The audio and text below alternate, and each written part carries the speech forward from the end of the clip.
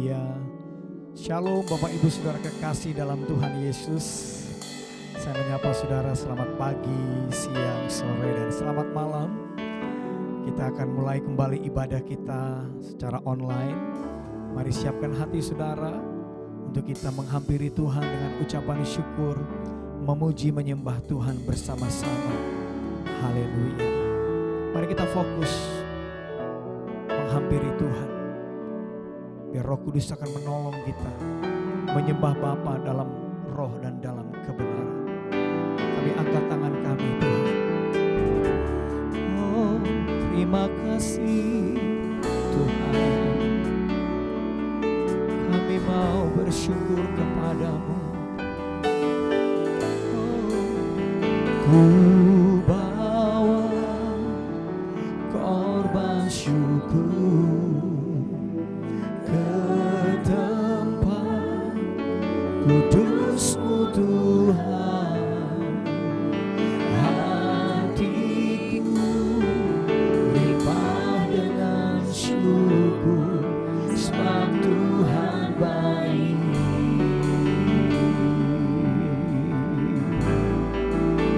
Ku bawa korban syukur ke tempat kudus-Mu Tuhan. Hatiku limpah dengan syukur, sebab Tuhan baik. Sebab Tuhan baik.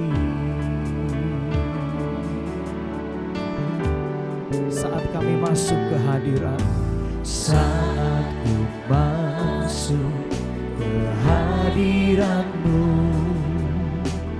ku tersungkur dan sembah-Mu. Ku persembahkan korban syukurku yang terbaik bagi-Mu. Saat ku masuk ke hadirat-Mu, ku tersungkur dan sembah-Mu. Ku persembahkan korban syukurku yang terbaik bagi-Mu. Ku bawa korban syukur ke tempat kudus-Mu Tuhan. Hatiku limpah dengan syukur, sebab Tuhan baik selamanya. Ku bawa korban syukur ke tempat kudus-Mu Tuhan. Hatiku limpah dengan syukur, sebab Tuhan baik.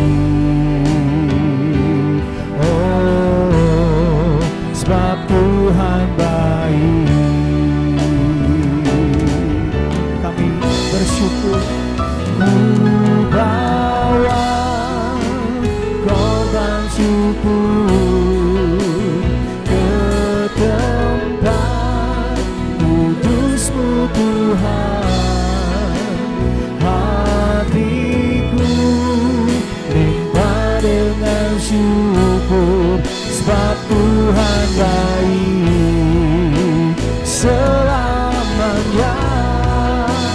Ku bawa korban syukur ke tempat kudus-Mu Tuhan. Hatiku limpah dengan syukur, sebab Tuhan baik. Oh, sebab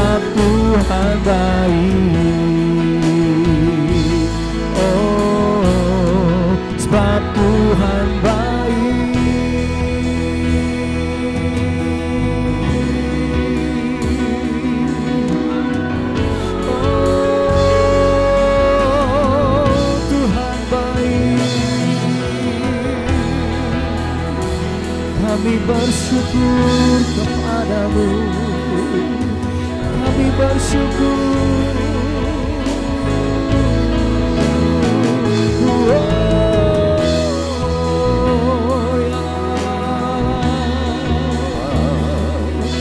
Kami memuji-Mu, kami memuji-Mu Tuhan, sebab Yesus baik.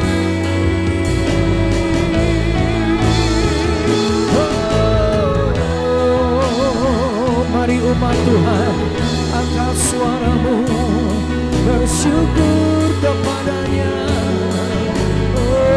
Apapun keadaanmu, mari bawa syukurmu. Ini adalah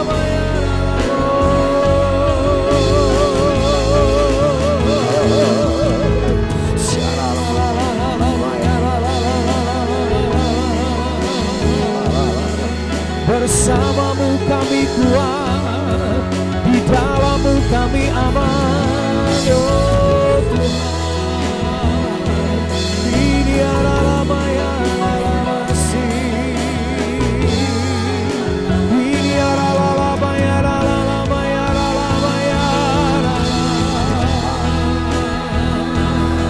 ini adalah maya.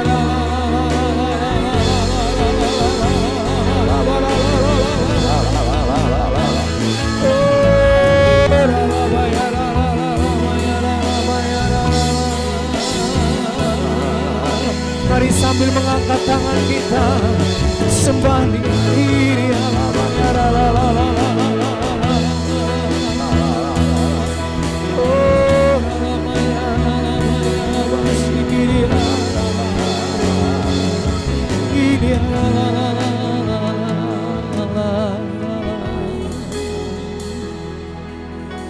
apapun pergumulan yang sedang kami hadapi, apapun situasi-situasi yang sulit yang sedang kami alami, waktu kami datang kepada Engkau, kami percaya di dalam Engkau, bersama dengan Engkau, tidak ada yang mustahil Tuhan. Terima kasih Bapak, terima kasih Tuhan, terima kasih. Oh, bagi Tuhan tak ada yang mustahil, bagi Tuhan tak ada yang tak mungkin. Mujizat-Nya disediakan bagiku, ku diangkat dan dipulihkan-Nya. Bagi Tuhan tak ada yang mustahil, bagi Tuhan tak ada yang tak mungkin. Mujizat-Nya disediakan bagiku, ku diangkat dan dipulihkan-Nya. Katakan sama-sama, bagi Tuhan tak ada yang mustahil, bagi Tuhan tak ada yang tak mungkin. Mujizat-Nya disediakan bagiku, ku diangkat dan dipulihkan-Nya.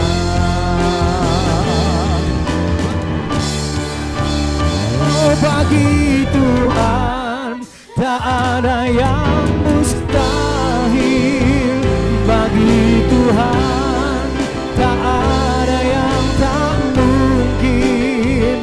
Mujizat-Nya disediakan bagiku, ku diangkat dan dipulihkan-Nya. Oh, bagi Tuhan tak ada yang mustahil, bagi Tuhan tak ada yang tak mungkin. Mujizat-Nya disediakan bagiku, ku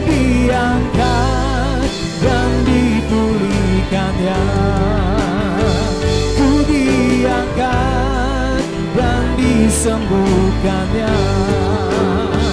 Ku diangkat dan dipulihkannya.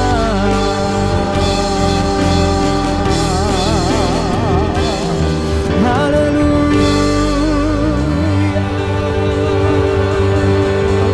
Boleh berikan tepuk tangan yang meriah buat Tuhan. Tepuk tangan yang lebih lagi bagi Tuhan. Sorakan haleluya, haleluya.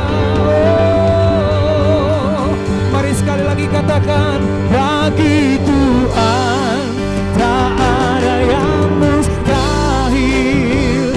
Bagi Tuhan tak ada yang tak mungkin. Mukjizatnya disediakan bagiku. Ku diangkat dan dipulihkannya. Saudara sendiri angkat pujian ini, haleluya. Terimalah kesembuhan, terimalah pemulihan, terimalah kekuatan yang baru. Dia pasti mengangkat saudara, dia pasti menolong saudara. Haleluya. Oh, praise the Lord. Sekali lagi sama-sama katakan haleluya. Bagi Tuhan tak ada yang mustahil. Bagi Tuhan tak ada yang tak mungkin. Mukjizatnya disediakan bagiku. Ku diangkat dan dipulihkannya. Ku diangkat dan disembuhkannya.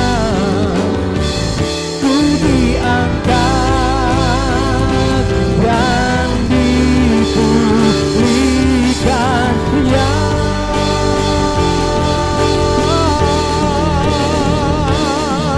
Haleluya. Boleh tepuk tangan buat Tuhan lebih lama lagi. Tepuk tangan yang meriah buat Tuhan. Sebab bersama dengan Dia, bagi Dia tidak ada yang mustahil. Katakan amin. Sorakan haleluya. Haleluya. Terima kasih Tuhan. Di dalam Engkau hati kami percaya. Karena itu kami mau terus bersuka cita. Sebab kami percaya kepada Tuhan gunung batu kami yang tidak dapat tergoncangkan oleh apapun. Haleluya. Umat Tuhan sama-sama katakan amin. Mari kita bersuka cita dan kita berikan tepuk tangan buat Tuhan kita. Haleluya. Amin.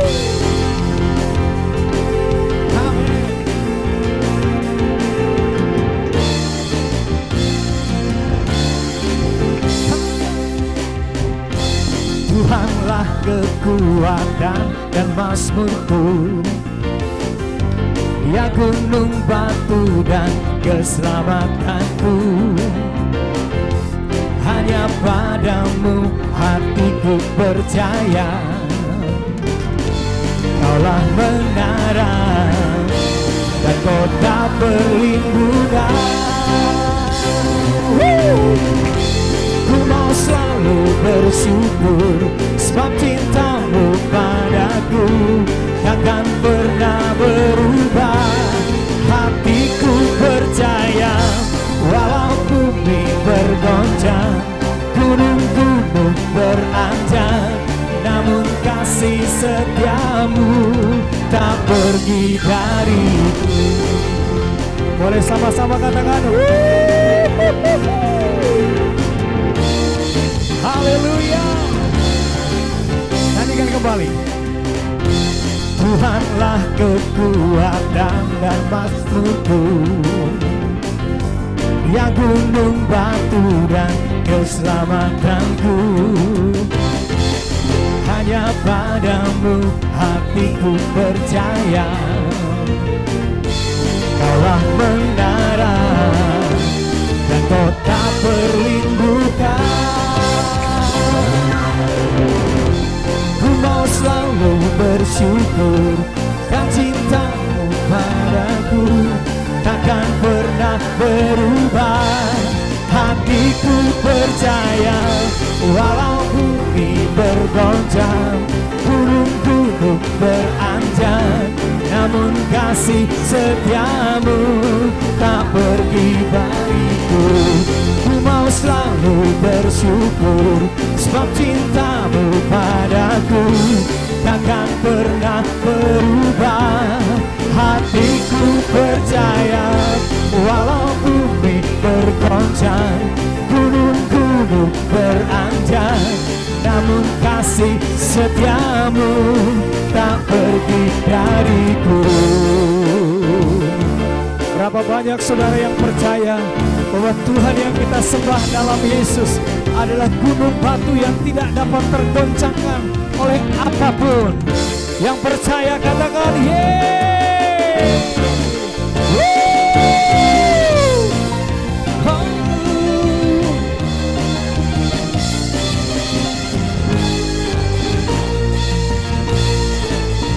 Sama-sama katakan, ku mau selalu bersyukur, sebab cintamu padaku takkan pernah berubah. Hatiku percaya, walau bumi bergoncang, gunung-gunung beranjak, namun kasih setiamu tak pergi dariku. Ku mau selalu bersyukur, sebab cintamu padaku takkan pernah berubah. Hatiku percaya, walau bumi bergoncang, gunung-gunung beranjak, namun kasih setiamu tak pergi dariku. Kasih setiamu tak pergi dariku. Kasih setiamu tak pergi dariku.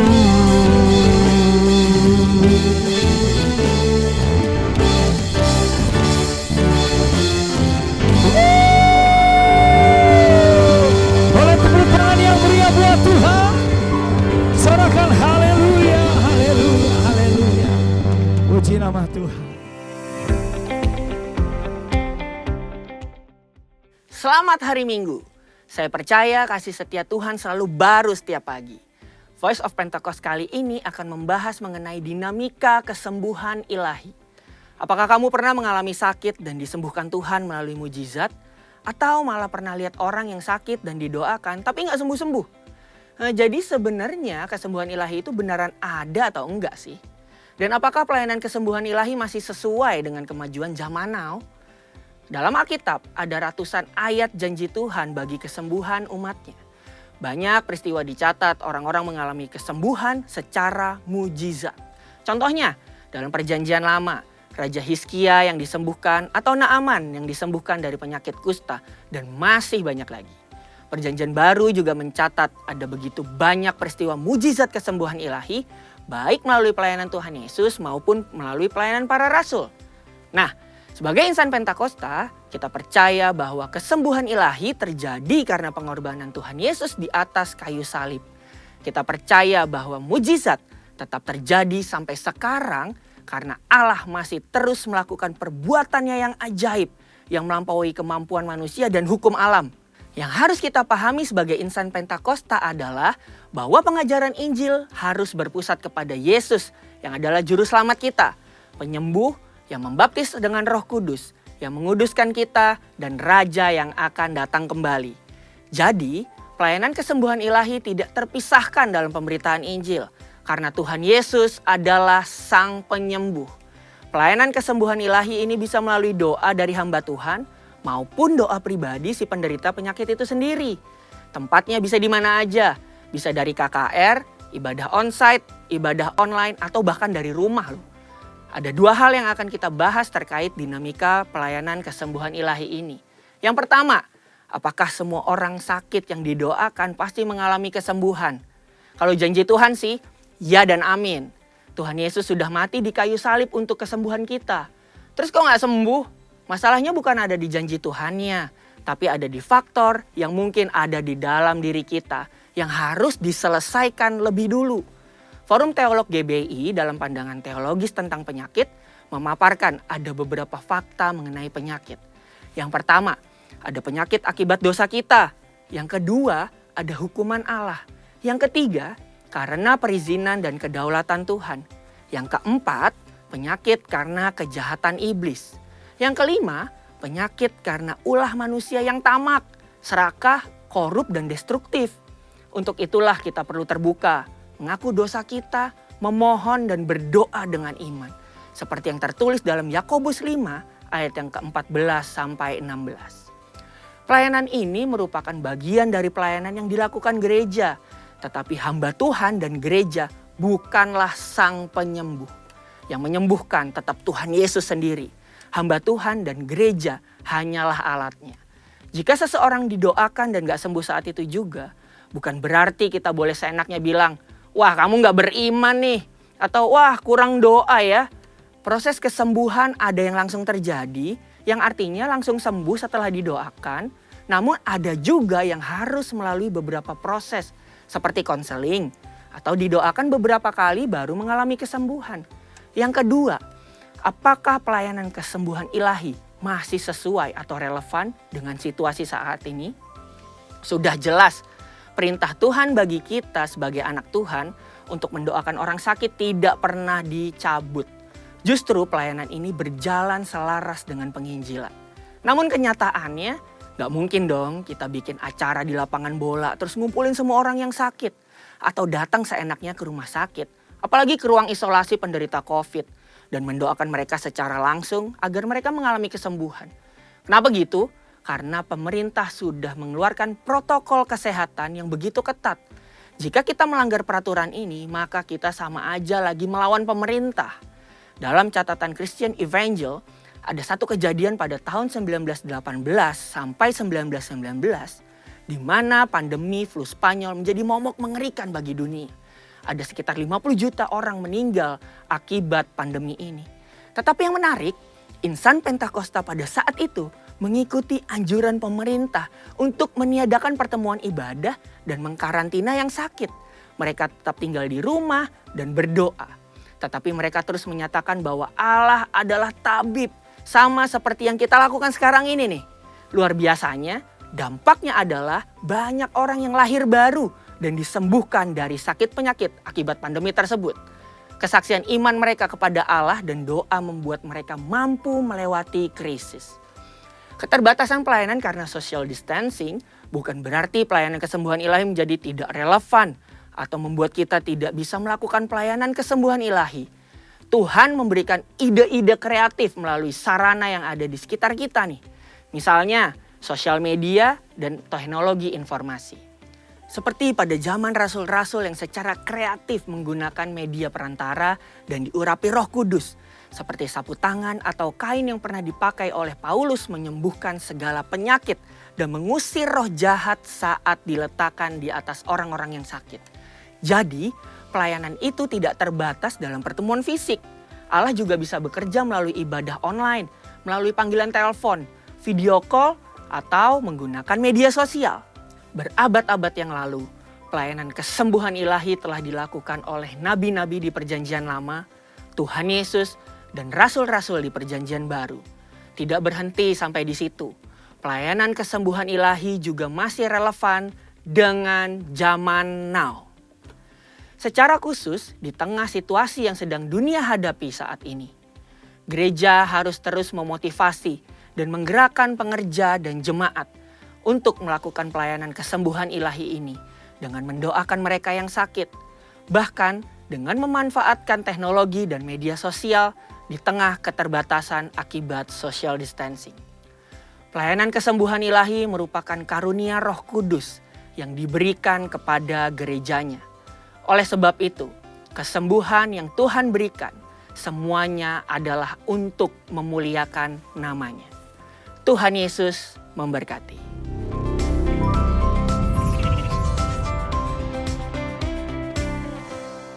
Mari kita bersatu dalam doa. Terima kasih Bapa yang baik, terima kasih Yesus buat kebaikan-Mu di sepanjang minggu ini.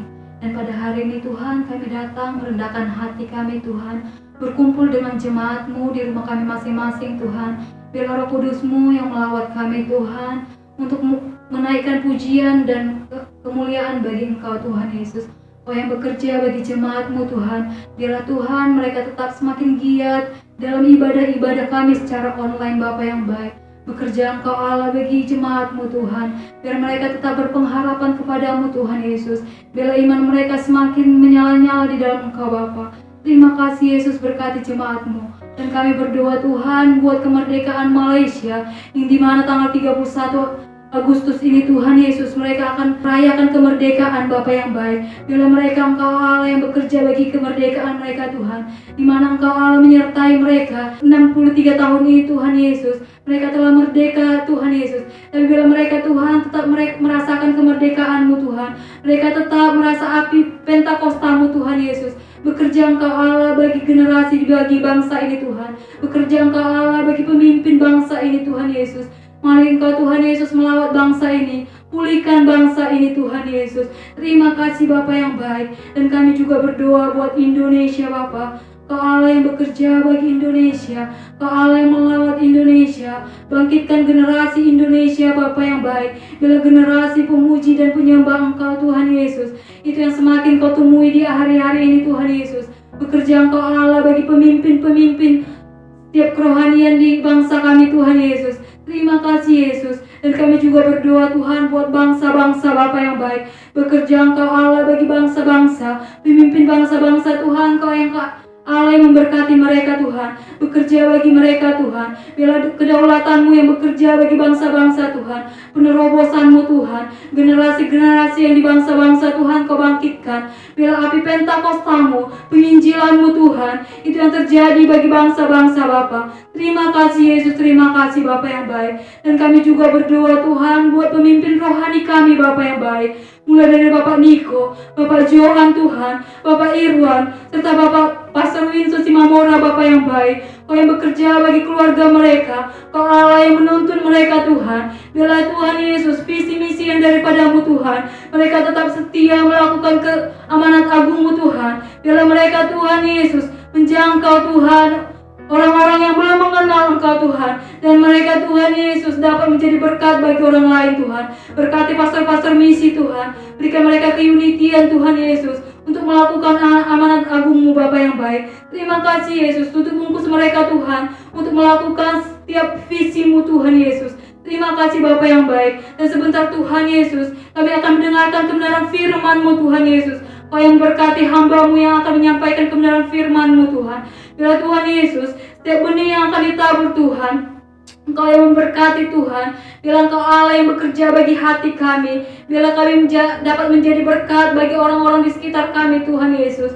Terima kasih Bapa yang baik, terima kasih Yesus. Bekerja Kau Allah bagi setiap kehidupan kami Bapa. Di dalam nama Yesus kami sambut kebenaran firman-Mu. Haleluya, amin. Mari Bapak Ibu Saudara, kita siapkan hati kita untuk mendengarkan firman Tuhan. Terima kasih. Yesus memegangku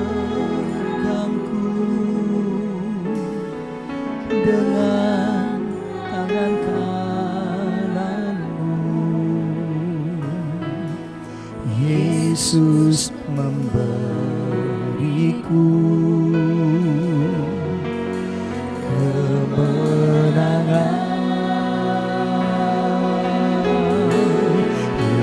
Yesus memegangku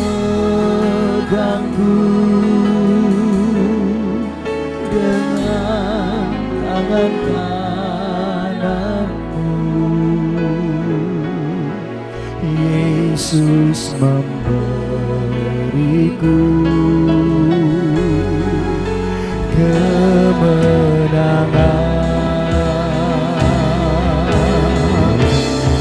Yesus memegangku dengan tangan kananmu. Yesus memberiku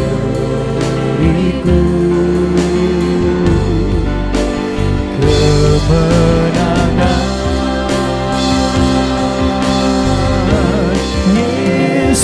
Yesus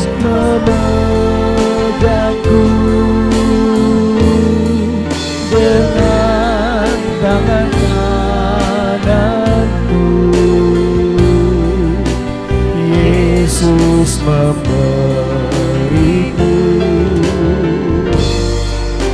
kemenangan.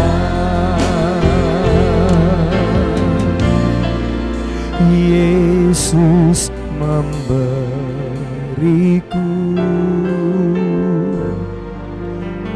kemenangan.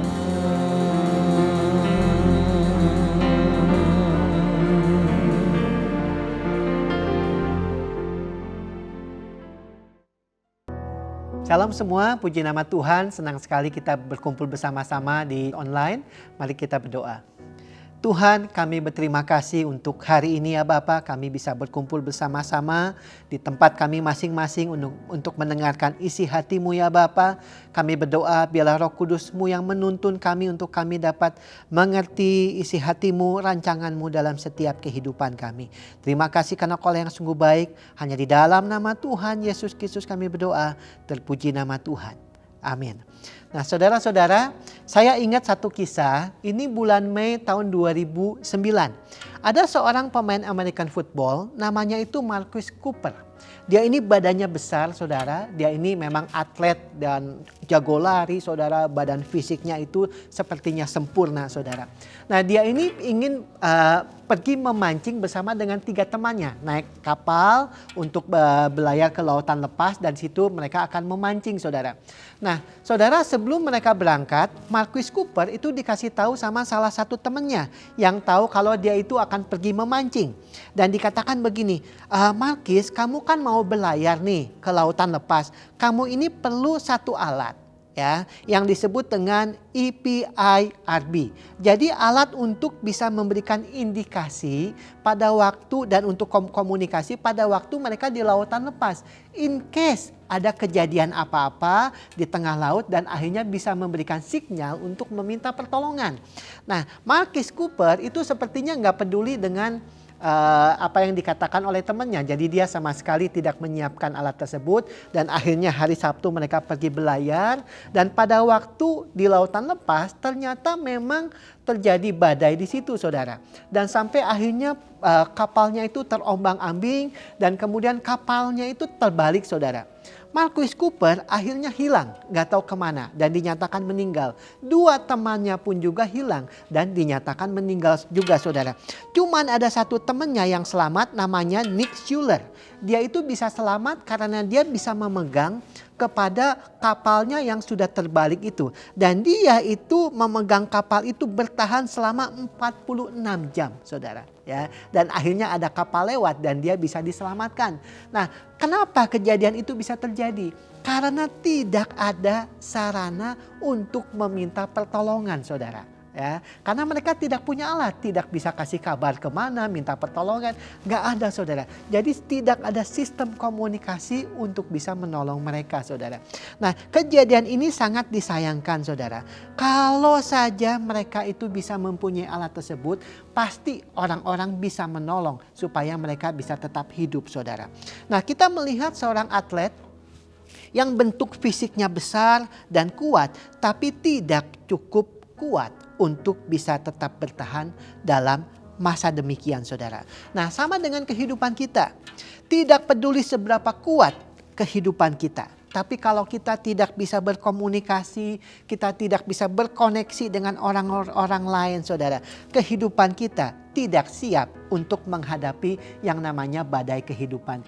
Kita tahu dalam masa sekarang ini saudara, masa COVID-19 di mana ada yang namanya pandemi. Nah, dan para ahli dalam keadaan-keadaan demikian mereka mencoba menganalisa situasi kehidupan manusia itu macam-macam saudara. Nah, ada satu artikel yang menyatakan begini, pada masa sekarang ini di mana masa yang sukar dan sulit dalam setiap kehidupan kita. Perekonomian, sosial, semuanya itu sepertinya itu membuat beban dalam kehidupan kita. Nah mereka mengambil satu keputusan, ada satu hal yang penting yang perlu dilakukan dan yang perlu dimiliki dari setiap orang, yaitu yang namanya support system atau sistem pendukung. Nah, apakah yang dimaksud dengan support system tersebut? Support system itu adalah a network of people who provide an individual with practical and emotional support.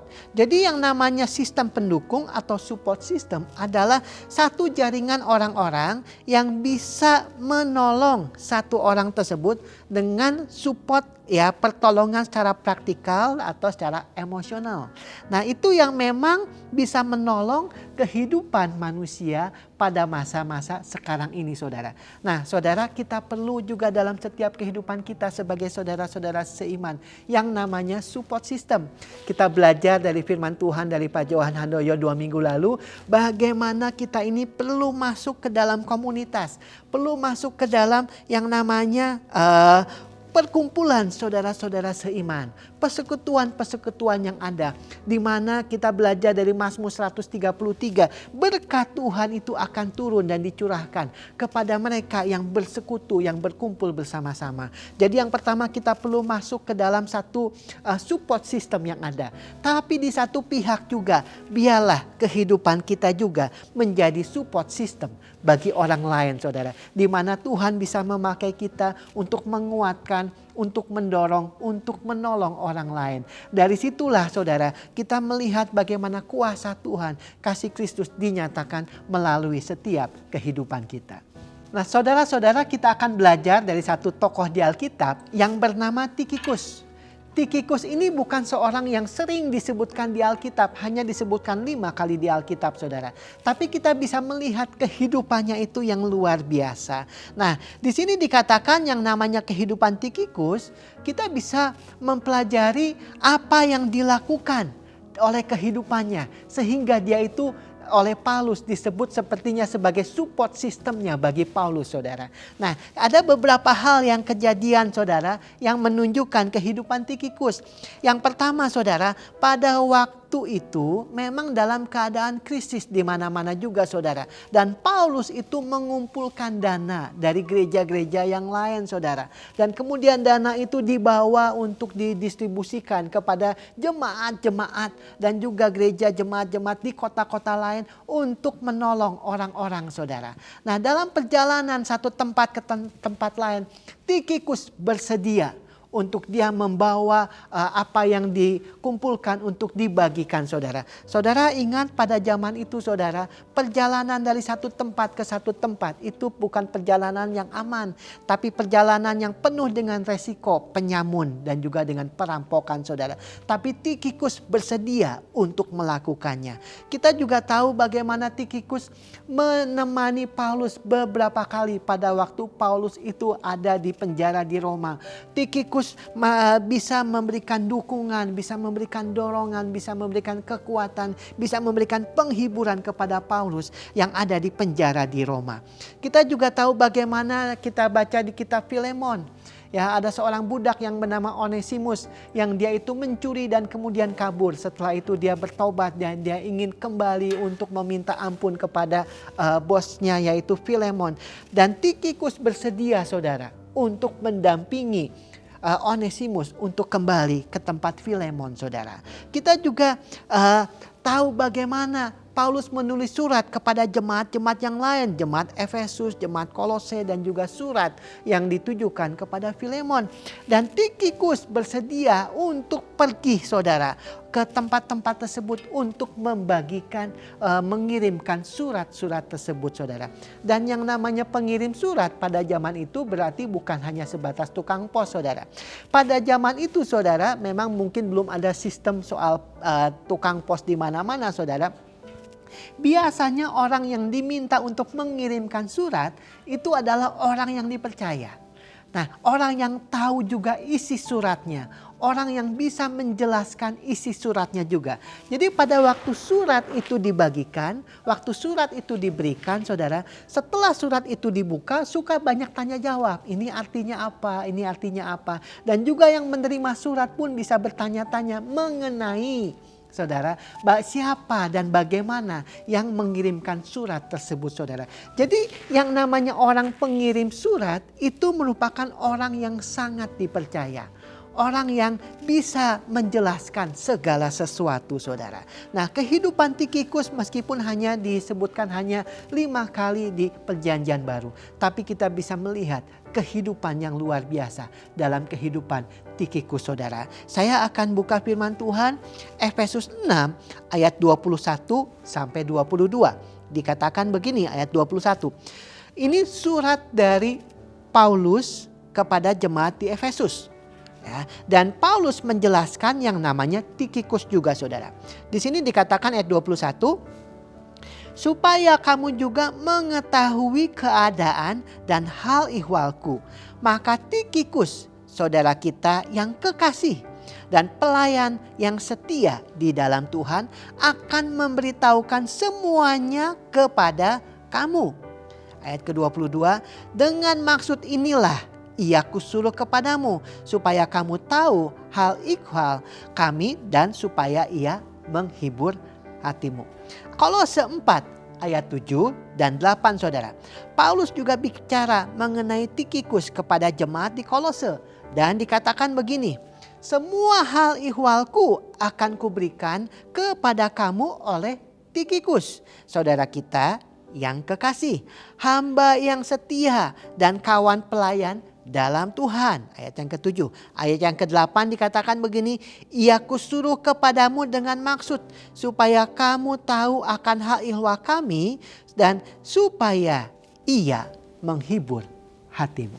Dari ayat-ayat tersebut saudara, kita bisa melihat bagaimana sangat terbantunya Paulus dengan keberadaan pribadi yang bernama Tikhikus.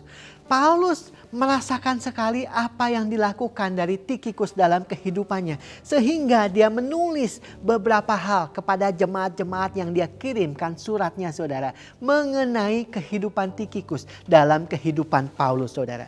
Nah saudara, apa sih yang Tikhikus lakukan dalam kehidupan Paulus? Sehingga Paulus menjelaskan dalam beberapa ayat tersebut saudara. Nah biarlah apa yang kita bisa pelajari pagi ini juga menjadi acuan bagi kita. Untuk kita bisa menjadi support system bagi orang lain dengan apa yang kita pelajari dalam kehidupan Tikhikus. Yang pertama saudara, Tikhikus menjadi saudara yang kekasih saudara. Nah Efesus 6 ayat 21. Dikatakan begini, supaya kamu juga mengetahui keadaan dan hal ihwalku. Maka Tikhikus saudara kita yang kekasih. Ya, Paulus tidak hanya bilang saudara kita, tapi Paulus menambahkan saudara kita yang kekasih. Kolose 4 ayat yang ke-7. Dikatakan begini, semua hal ihwalku akan kuberitahukan kepada kamu oleh Tikhikus, saudara kita yang kekasih. Di 2 ayat ini saudara, Paulus menceritakan mengenai Tikhikus. Kalau dia ini bukan hanya saudara, tapi saudara yang kekasih. Not only a brother, but a lovely brother. Kenapa Paulus menuliskan? Ditambahkan dengan kata yang kekasih. Karena memang Paulus sudah merasakan kasih yang ditunjukkan Tikhikus dalam kehidupan Paulus saudara. Bagaimana pada waktu kita bisa masuk ke dalam komunitas yang ada. Cool cell group saudara yang ada. Kita bisa merasakan kasih persaudaraan satu dengan yang lain. Pada waktu kita juga menjadi support system saudara bagi saudara-saudara yang lain. Kita pun bisa membagikan kasih. Kasih Kristus yang mengalir dari kehidupan kita. Mengalir kepada orang-orang supaya mereka juga bisa merasakan kasih Kristus dalam kehidupan mereka saudara. Nah saudara, saya ingat ada satu pelukis yang luar biasa namanya Albert Dürer. Albert Dürer itu terkenal dengan satu lukisan yang sangat saudara mungkin pernah lihat gambar-gambarnya saudara. Yaitu tangan yang berdoa. Nah tangan yang berdoa ini bukan berarti Albert Dürer itu dapat inspirasi langsung kemudian dia melukis. Tapi emang ada kisahnya saudara. Sehingga Albert Dürer itu bisa melukis gambar tangan yang berdoa saudara. Nah Albert Dürer dari dulu dia itu ingin sekolah di Nuremberg. Sekolah kesenian. Karena dia ini suka menggambar saudara. Tapi sayangnya orang tuanya itu tidak punya uang. Dan akhirnya Albert Dürer itu harus bekerja untuk bisa sekolah saudara. Tapi karena memang biaya yang cukup besar yang dia perlukan, jadi dia kebanyakan waktunya untuk bekerja saudara. Dan waktu untuk dia belajar seni melukisnya itu menjadi sedikit. Nah, dan suatu saat Albert Durer itu bisa ketemu dengan satu orang yang bernama Franz. Dan Franz ini juga memang ingin belajar melukis juga saudara. Untuk masuk ke sekolah kesenian tersebut. Dan akhirnya mereka berteman dengan baik. Mereka kemudian juga mencoba untuk bekerja bersama-sama saudara. Dan kemudian mencoba untuk sekolah bersama-sama. Tapi memang tidak bisa untuk bisa sekolah dan bekerja bersama-sama. Akhirnya mereka ngobrol-ngobrol saudara. Albert dengan Franz dia ngobrol-ngobrol dan akhirnya mereka berpikir, bagaimana kalau misalnya salah satu dari kita bekerja, fokus untuk bekerja dan menghasilkan uang, dan kemudian salah satu dari kita fokus untuk sekolah. Ya, jadi mereka bagi tugas sepertinya. Yang pertama, satu orang bekerja terus mengumpulkan uang dan kemudian untuk membiayai, yang satunya itu untuk sekolah sampai berhasil. Selesai yang ini sekolah, kemudian mereka tukar. Jadi yang sudah sekolah kemudian bisa bekerja menghasilkan uang untuk membiayai yang asalnya bekerja untuk bisa sekolah. Nah, kemudian mereka berpikir siapa duluan yang sekolah. Dua-duanya sama sekali gak mau duluan untuk sekolah. Jangan, kamu aja dulu, kamu aja dulu, kamu aja dulu. Karena dua-duanya sungkan pengen memberikan yang terbaik kepada sahabatnya saudara. Tapi akhirnya Franz memaksa, Albert, saya harus memaksa kamu supaya kamu sekolah duluan. Jadi Albert Durer akhirnya dia sekolah duluan dan Franz itu bekerja keras, kerja kasar saudara. Setelah beberapa tahun Albert Durer akhirnya selesai untuk sekolah saudara. Setelah dia selesai kemudian dia kembali untuk bertemu dengan Franz. Dan dia bilang kepada Franz, Franz, saya sudah selesai sekolah dan saya masih ingat perjanjian kita. Sekarang bagian saya untuk bekerja dan sekarang bagian kamu untuk sekolah melukis. Nah, karena sudah lama saudara yang namanya Franz ini kerja kasar, jadi pada waktu dia mencoba menggambar, dia ini sudah tidak bisa menggambar lagi saudara. Karena tangan jari-jarinya itu sudah kaku. Ya. Nah, Albert merasa sangat tidak enak kepada Franz. Tapi rupanya Franz itu tidak merasa kecewa atau tidak merasa sakit hati. Malah Franz merasa sangat berbahagia sekali kalau dia bisa mendukung Albert Durer untuk bisa menyelesaikan sekolahnya saudara. Nah, jadi seorang sahabat yang luar biasa. Nah, suatu saat waktu Albert datang mendatangi Franz, dia melihat Franz sedang bersujud di pinggir ranjangnya saudara. Dan kemudian dia melihat tangan Franz yang sedang berdoa, mendoakan Albert Durer supaya dia menjadi seorang yang berhasil dalam kehidupannya saudara. Dan dari situ waktu Albert Durer melihat Franz yang sedang mendoakan dia, berusaha memberikan yang terbaik buat Albert Durer. Dan dia melihat tangan yang sedang berdoa dan gambar itu tercapture dalam pikirannya. Dan kemudian Albert Durer mulai menggambarkan lukisan tersebut saudara, yaitu tangan yang berdoa. Saya melihat seorang yang memang mau memberikan yang terbaik kepada sahabatnya. Apa yang dasar yang dilakukan oleh Franz? Karena dia mengasihi saudaranya saudara, yaitu Albert Durer. Dalam kehidupan kita saudara, kita juga belajar dalam kehidupan Tikhikus. Paulus bilang seorang sahabat yang saudara yang kekasih. Kenapa Paulus bisa menulis demikian? Karena Paulus bisa merasakan kasih yang luar biasa yang ditunjukkan dari Tikhikus ke dalam kehidupan Paulus. Biarlah pada waktu kita masuk ke dalam persekutuan, kita saling berbagi kasih saudara. Pada waktu kita melakukan bagian kita sebagai support system bagi orang lain, biarlah kita pun terus menunjukkan kasih kepada orang-orang di sekitar kita. Dan dari situlah saudara, kita bisa merasakan kasih Kristus yang bisa disampaikan ke dalam kehidupan mereka semua. Jadi yang pertama saudara, Tikhikus menjadi saudara yang kekasih. Yang kedua, Tikhikus menjadi saudara yang setia. Kita lihat kembali ayatnya Efesus 6 ayat 21. Dikatakan begini, Paulus menulis, supaya kamu juga mengetahui keadaan dan hal ihwalku. Maka Tikhikus saudara kita yang kekasih dan pelayan yang setia. di dalam Tuhan akan memberitahukan semuanya kepada kamu. Nah, saudara, di sini dikatakan begini, Paulus itu waktu menjelaskan Tikhikus tidak hanya menjelaskan sebagai saudara yang kekasih atau pelayan, tapi dia menambahkan yaitu kekasih dan pelayan yang setia, saudara. Berarti Tikhikus sudah menunjukkan kesetiaannya dengan apa yang dia lakukan, saudara. Dikatakan setia di dalam Tuhan. Nah, saya percaya, saudara, bukan berarti dalam satu kejadian terus Paulus langsung mengambil kesimpulan, dia ini setia di dalam Tuhan dan dia ini setia dalam melayani. Tapi saya percaya Paulus dalam perhubungannya dengan Tikhikus, Paulus bisa melihat kejadian demi kejadian yang menunjukkan kalau Tikhikus itu adalah seorang yang setia. Paulus melihat seiring dengan waktu dan mungkin sudah diuji berkali-kali, Paulus melihat kehidupan Tikhikus adalah kehidupan yang setia dan dia pun menjadi seorang sahabat yang setia dalam kehidupannya, dan Paulus merasakan kesetiaan dari Tikhikus yang menjadi berkat dalam kehidupannya, saudara. Dalam kehidupan kita, saudara, kita juga perlu yang namanya sama-sama setia pada waktu kita untuk menolong orang lain, pada waktu kita ingin juga mencoba untuk mengangkat orang lain, menghibur orang lain. Kita perlu yang namanya kesetiaan, saudara, supaya orang lain juga bisa diberkati dan orang lain bisa dibangkitkan, saudara. Nah, saudara, ini ada satu majalah di Inggris yang mengadakan satu sayembara mengenai penjelasan terbaik dari seorang sahabat. What is a friend?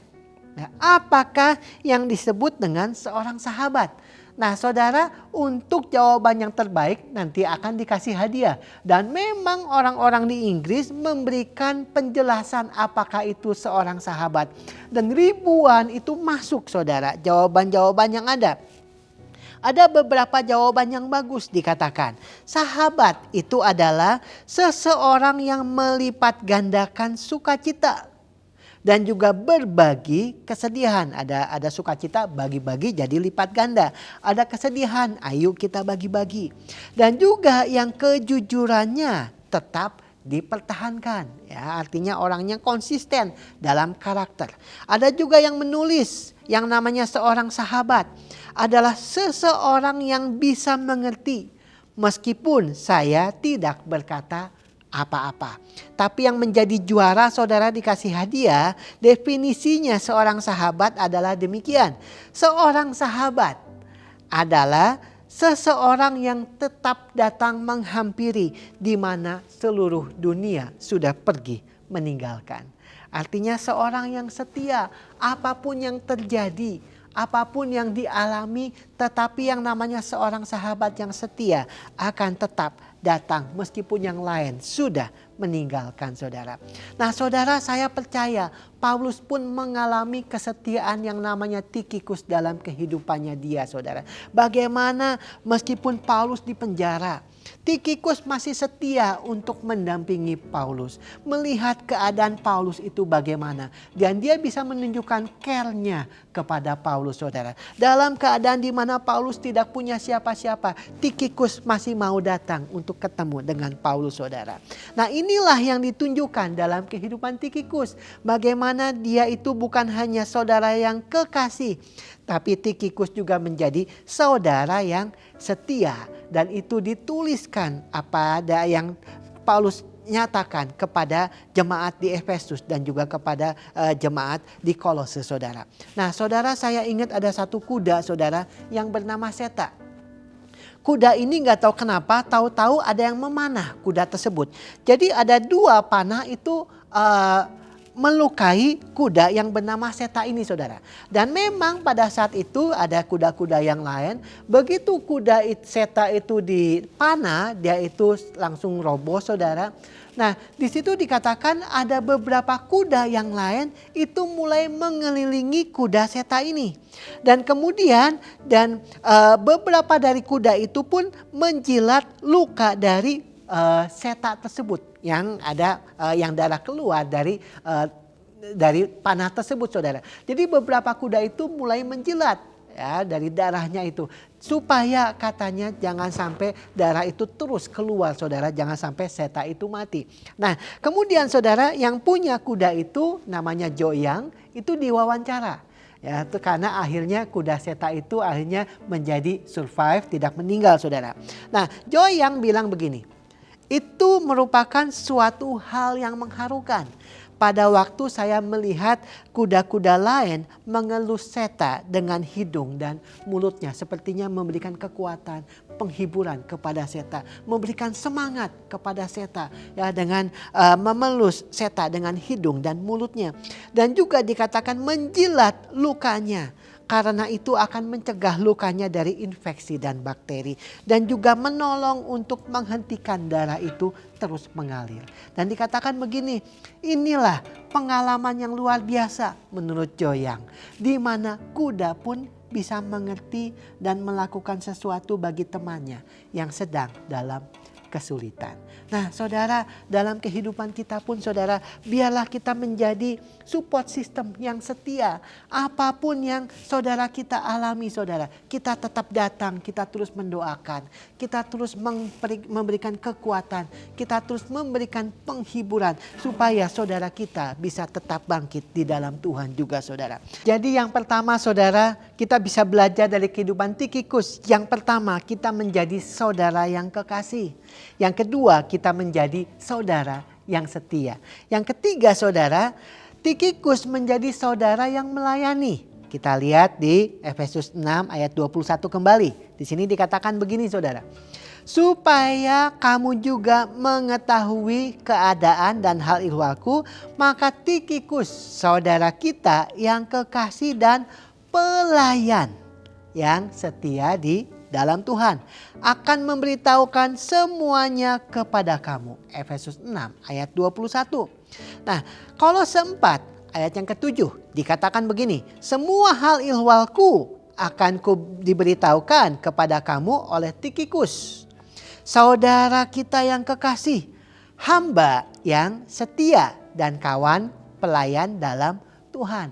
Nah saudara, Paulus menjelaskan kepada jemaat di Efesus kalau Tikhikus ini adalah seorang pelayan.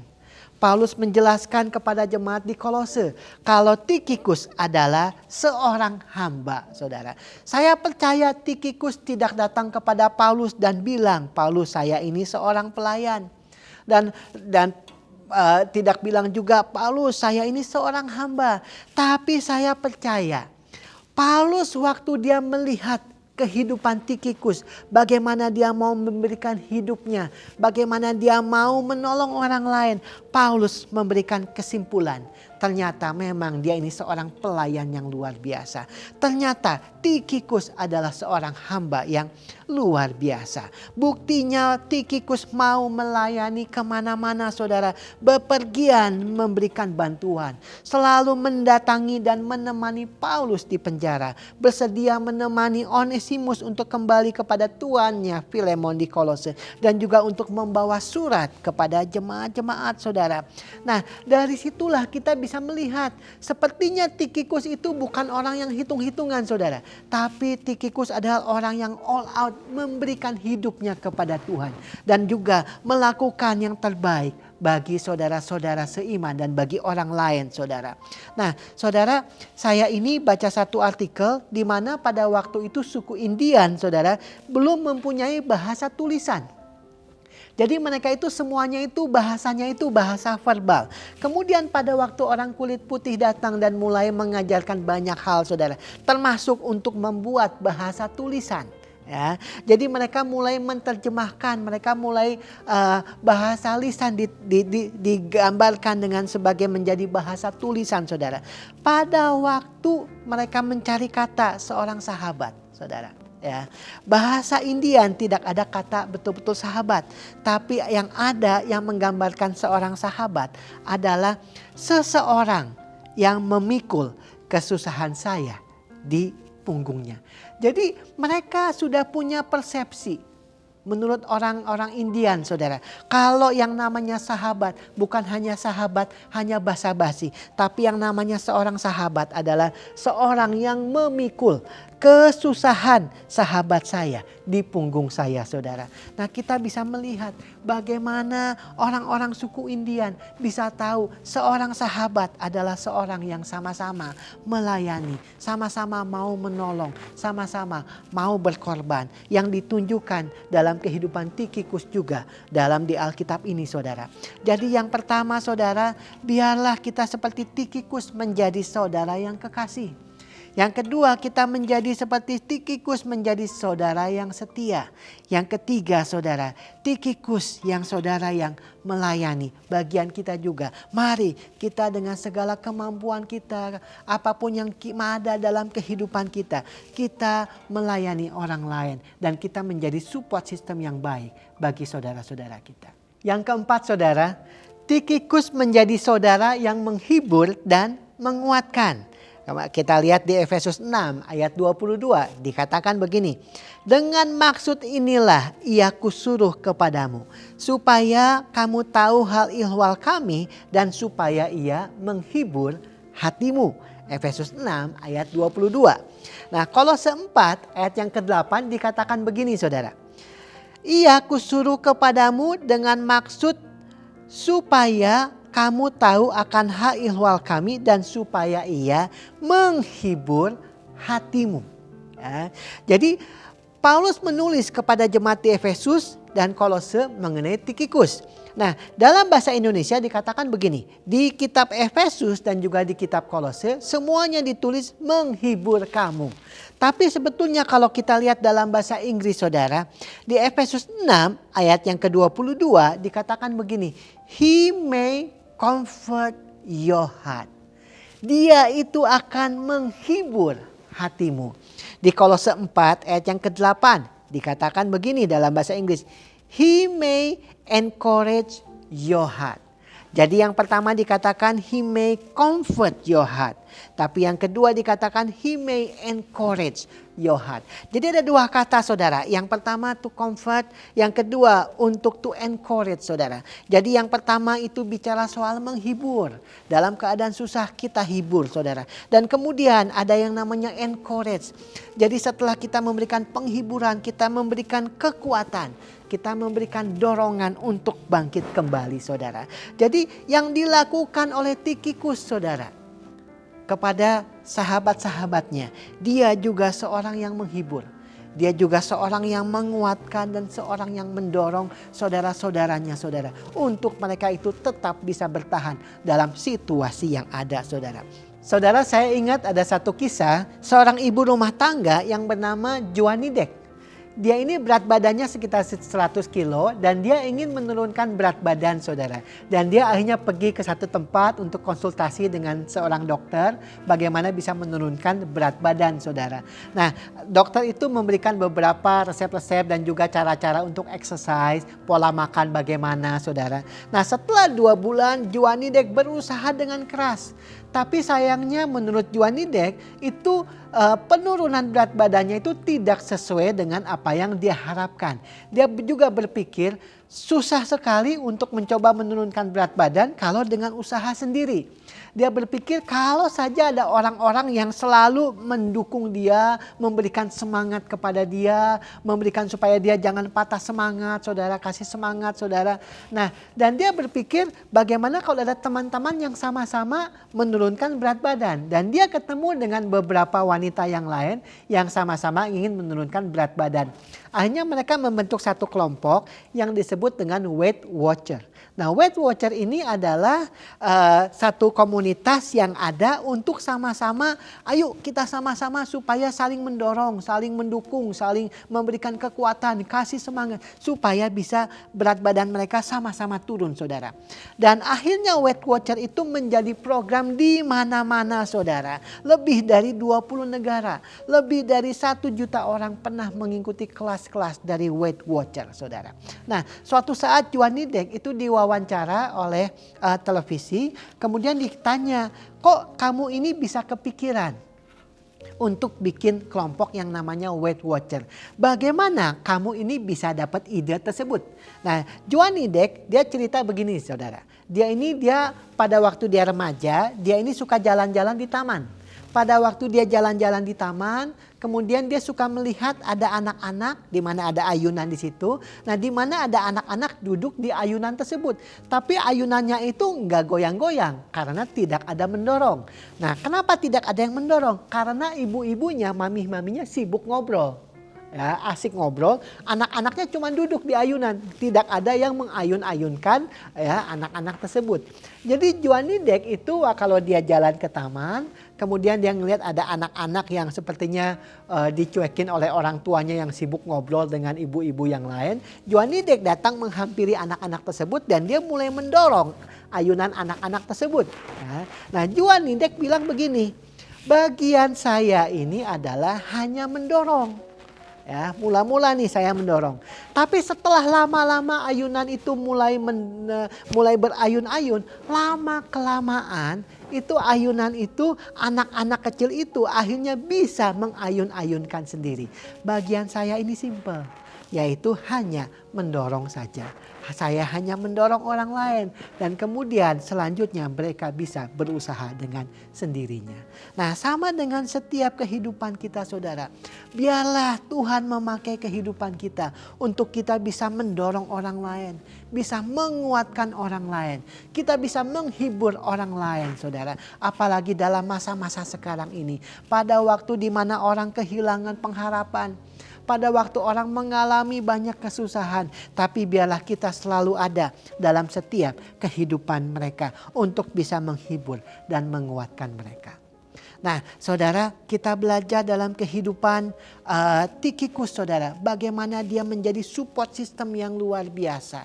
Paulus dalam surat yang ditulisnya dalam kehidupan Paulus, saudara, yang diberikan kepada jemaat-jemaat, Paulus menuliskan betapa diberkatinya kehidupan Paulus dengan ada keberadaan Tikhikus dalam kehidupannya dia, saudara. Sama dengan kehidupan kita, biarlah kehidupan kita juga menjadi berkat bagi orang lain dengan mengasihi, saudara, dengan penuh kesetiaan, dengan melayani, dan juga dengan menghibur dan menguatkan. Saya akan tutup dengan satu kisah, saudara. Pada tahun 2002 ada 9 pekerja tambang yang terperangkap di bawah tanah, saudara. Mereka terperangkap selama 3 hari sebelum akhirnya mereka bisa diselamatkan. Pada waktu mereka ada di bawah tanah 70 meter di bawah, saudara. Dan mereka itu dalam keadaan yang tidak bisa mendapatkan bantuan dari mana-mana, saudara. Bahan makanan juga mereka mungkin yang sangat terbatas dan air minum yang mungkin sangat terbatas, saudara. Di mana suhu pun yang sangat dingin di bawah tanah, saudara. Dan mungkin mereka bisa mengalami yang namanya hipotermia, yaitu kedinginan yang luar biasa sehingga orang tersebut bisa meninggal. Tapi mereka rembukan sama-sama. Mereka bilang begini, kita sudah memutuskan kalau mereka ini akan selamat sama-sama atau mereka ini akan mati bersama. Dan di situ dikatakan, saudara, waktu mereka menceritakan kisahnya, dari 9 orang ini, kalau sampai ada 1 orang yang kedinginan dan kemudian 8 orang yang lain itu mendatangi orang kedinginan, memeluk sama-sama supaya yang kedinginan itu badannya menjadi hangat kembali. Kalau ada yang lain juga kedinginan, yang 8 orang kemudian memeluk orang tersebut kembali, saudara, supaya badannya juga menjadi hangat kembali, saudara. Dan akhirnya setelah 3 hari mereka bisa diselamatkan, mereka dibawa ke rumah sakit, saudara, kondisi mereka dipulihkan. Dan salah satu dari mereka diwawancara dan dikatakan begini, setiap orang mempunyai saat-saat yang kuat. Tetapi mungkin salah satu dari kita merasa lemah dan lalu yang lainnya akan menolong supaya orang itu bangkit kembali. Dan itulah yang harus dilakukan terus-menerus. Tidak ada cara lain. Pada waktu ibadah pengucapan syukur mereka sudah diselamatkan, saudara.